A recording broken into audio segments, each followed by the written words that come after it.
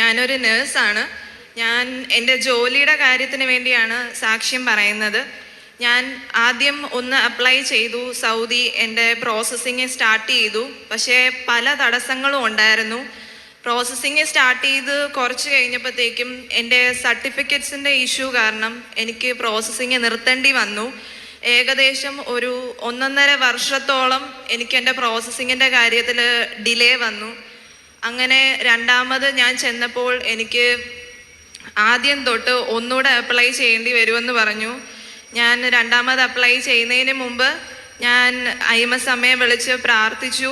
ഞാൻ പറഞ്ഞു, അമ്മേ, എൻ്റെ ഈ പ്രോസസ്സിങ്ങിൽ ഒരു തടസ്സങ്ങളും ഇല്ലാതെ, സാമ്പത്തികമായും അധികം ബുദ്ധിമുട്ടുകളില്ലാതെ തന്നെ എത്രയും പെട്ടെന്ന് എൻ്റെ പ്രോസസ്സിങ് ക്ലിയർ ആക്കി തരണമെന്ന്.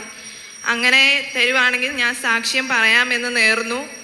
അതിൻ്റെ ഫലമായിട്ട് ഏകദേശം ഒരു 7-8 മാസം കൊണ്ട് തന്നെ അധികം തടസ്സങ്ങളൊന്നും ഇല്ലാതെ, സാമ്പത്തികമായ ബുദ്ധിമുട്ടുകളൊന്നും ഇല്ലാതെ തന്നെ എൻ്റെ പ്രോസസ്സിങ് കംപ്ലീറ്റ് ആയി.